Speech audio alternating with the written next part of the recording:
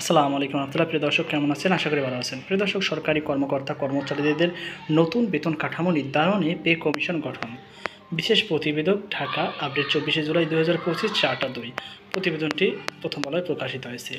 প্রিয় দর্শক, সরকারি কর্মকর্তা কর্মচারীদের নতুন বেতন কাঠামো নির্ধারণের জন্য পে কমিশন গঠন করা হয়েছে। এই কমিশন প্রদান করা হয়েছে সাবেক অর্থ সচিব ও পল্লী কর্ম সহায়ক ফাউন্ডেশনের চেয়ারম্যান জাকির আহমেদ খানকে।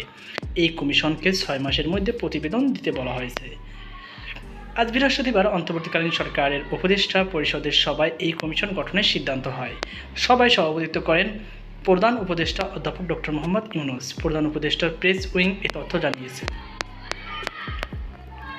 বর্তমানে 2015 সালের পে স্কেল অনুসারে সরকারি কর্মকর্তা কর্মচারীদের বেতন ভাতা পান। বর্তমানে সরকারি কর্মকর্তা কর্মচারী আছেন প্রায় 15 লাখ। 2 বছরের বেশি সময় ধরে দেশে উচ্চ মূল্যস্ফীতি বিরাজমান। এতে মানুষের প্রকৃত আয় কমে যাচ্ছে। এমন প্রেক্ষাপটে নতুন বেতন কাঠামো নির্ধারণের নতুন পে কমিশন গঠন করা হয়েছে। অন্তর্বর্তীকালীন সরকারের দায়িত্ব আসার পর থেকে সরকারি কর্মচারীদের মহার্ঘ ভাতা নিয়ে নতুন করে আলোচনা শুরু হয়। 2024 সালের নভেম্বর থেকে চলতি 2025 সালের জানুয়ারি থেকে মহার্ঘ ভাতা দেওয়ার জন্য একটি কমিটি কাজ শুরু করে। এ নিয়ে বিরূপ সমালোচনা শুরু হলে সরকার পরে পিছিয়ে যায়। পরে চলতি অর্থবছরে বাজেট সরকারি কর্মকর্তা কর্মচারীদের বিশেষ সুবিধা দেওয়ার কথা বলেন অর্থ উপদেষ্টা সালেহ উদ্দিন আহমেদ।